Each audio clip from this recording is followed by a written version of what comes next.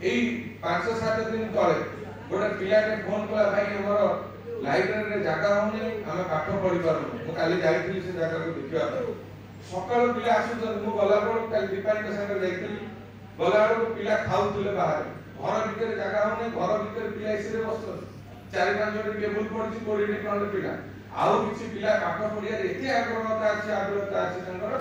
ସେମାନେ ବାହାରେ ଯୋଉ ଗୁଳୁଗୁଳି ଅବସ୍ଥାରେ ବସିକି ପଢୁଛନ୍ତି ଏବଂ ଖାଉଛନ୍ତି ତେଣୁ କିଭଳି ଭାବରେ ତାର ବୃଦ୍ଧି କରାଯିବ ସାଙ୍ଗେ ସାଙ୍ଗେ ନିୟମ ମ୍ୟାଡାମଙ୍କୁ ମୁଁ କହିଥିଲି କେତେ ଟଙ୍କା ଲାଗିବ କୁହନ୍ତୁ ତାକୁ ଅପଗ୍ରେଡ କରିବା ମ୍ୟାଡାମ ଏଗ୍ରିମେଣ୍ଟ ଆପଣଙ୍କର ଏଷ୍ଟିମେଟ କରିକି ଦେଇଥିଲେ 26 ଲକ୍ଷ ଟଙ୍କା ଖର୍ଚ୍ଚ ହବ 10 ଲକ୍ଷ ଟଙ୍କା ହାତ ପାଣ୍ଠିରୁ ବିଧାୟକ ହାତ ପାଣ୍ଠିରୁ ଦିଆଯାଉଛି ବିଧାୟକ ହାତ ପାଣ୍ଠି ବିଧାୟକ ନୁହେଁ ଆପଣମାନଙ୍କର ପଇସା ଲୋକଙ୍କର ଟିକସ ପଇସା ସବୁତିକ ଭଲ କାମରେ ଲାଗିବ ତାର ଉଦାହରଣ ମୁଁ ଦଉଛି ଆଗରୁ ଆପଣ ଯୋଉ ଲାଇଟ୍ ଲଗାଉଥିଲେ 2,20,000 ଟଙ୍କାରେ 9 ମିଟର ଖୁଣ୍ଟରେ 4ଟା ଲାଗୁଥିଲା ହାଭେଲ୍ସ ବା ଫିଲିପ୍ସ ର ବା ଫ୍ରଣ୍ଟନ ବଲ୍ ଲାଗୁଥିଲା 200 ୱାଟ ଖର୍ଚ୍ଚ ହଉଥିଲା 2,20,000 ଏବେ 1,10,000 ଟଙ୍କା ରହୁଛି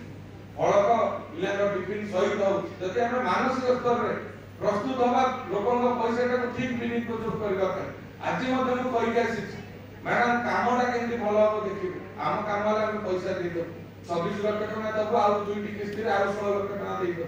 କିନ୍ତୁ ତାର ମାନ ରହିବା ଦରକାର ଲଞ୍ଜିଭିଟି ରହିବା ଦରକାର କାମଟା କେମିତି ଉଚିତ ମାନର ହବ କଣ୍ଟ୍ରାକ୍ଟର ଲାଭ ନ ମୁଁ ମନା କରୁନି ଏଥିରେ ଟେଣ୍ଡର ହେଇନାହିଁ 15% ଲେସ୍ ରେ ପଡି ନାହିଁ ତେଣୁ କାମଟି ଭଲ ହବା ଦରକାର ଯାହାକୁ ଦିଆଯିବ କାମ ହବା ଦରକାର ସେ ମୋର ପରିଚିତ ହେଇଥାନ୍ତୁ ବା ନ ହେଇଥାନ୍ତୁ ତା ମୁହଁକୁ ଅନେଇବାର ନାହିଁ ଜନସାଧାରଣଙ୍କ ପଇସା ଜନସାଧାରଣଙ୍କ ଭିତରେ ହିଁ ଖର୍ଚ୍ଚ ହବ ଏଥିରେ ବାଟମାରଣା କରିବାକୁ ଦିଆଯିବ ନାହିଁ ତେଣୁ ଆଜିର ଦିନରେ ସମୟ ନାହିଁ ପରେ ମୁଖ୍ୟମନ୍ତ୍ରୀ କହିବେ ମୁଁ ଚାହିଁଥିଲେ ବି ବହୁତ କଥା ଥିଲା ତଥାପି ଆପଣମାନଙ୍କୁ ଜାଣି ରଖିଥାନ୍ତୁ ମୁଁ କାଲିଠାରୁ ମନ୍ତ୍ରୀଙ୍କ ଯୋଗାଯୋଗରେ ଅଛି ଯେ ଆମ ଜଗତସିଂହପୁର ଜିଲ୍ଲା ପାଇଁ ଆପଣ କଣ ଦେଇଛନ୍ତି କଣ ଘୋଷଣା କରାଯିବ ନା ମୁଁ ଦେଖିକି କହୁଛି ପୁଣି ଆଜି ସକାଳେ ପୁଣି ଫୋନ କଲି ମୁଁ ମ୍ୟାଡାମଙ୍କୁ ପଚାରିଲି ଆମେ 22 କୋଟି ଟଙ୍କାର ପ୍ରୋଜେକ୍ଟ ଦେଇଥିଲୁ ଆମର 18 କୋଟି ଟଙ୍କା ସାଂକ୍ସନ ହେଇଛି ଏ 18 କୋଟି ଟଙ୍କାକୁ ଛାଡ଼ିକି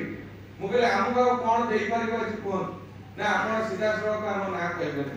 କିନ୍ତୁ ଆପଣ ଗୋଟେ 2 କୋଟି ଟଙ୍କାର ପ୍ରୋଜେକ୍ଟ ଦିଅନ୍ତୁ ଆମେ ସାଂକ୍ସନ କରିଦେବୁ ଆଜି ମୁଁ ଆସିଲା ବେଳକୁ ଏଠି କାର୍ଯ୍ୟକ୍ରମ ପ୍ରସ୍ତୁତ ହେଇନଥିଲା ସର୍କିଟ ହାଉସରେ ବସିଥିଲି ମୁଁ କଥା ହଉଥିଲି ତେଣୁ ଆପଣଙ୍କର ଏଇ ଯୋଉ संस्कृति भवन रे हम जो कार्यक्रम करूचे बड़ बड़ शहर रे देखिबे सब बड़े सांस्कृतिक कार्यक्रम लागि रही रविंद्र मंडप कर कटक भुवनेश्वर चारि रे अछि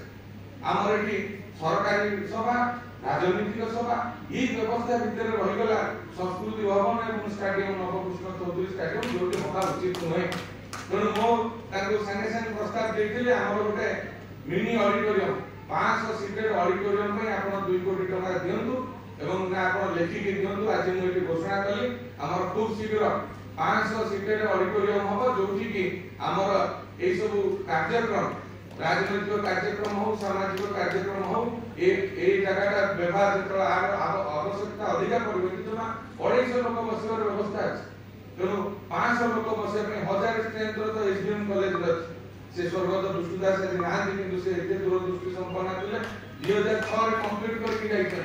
1000 लोक सेठी पहुंचुछन तेणु आउ गोटे मध्य मध्य कैपेसिटी दरकार 500 सीटेड ऑडिटोरियम तहसीलदार सहित कथा सारी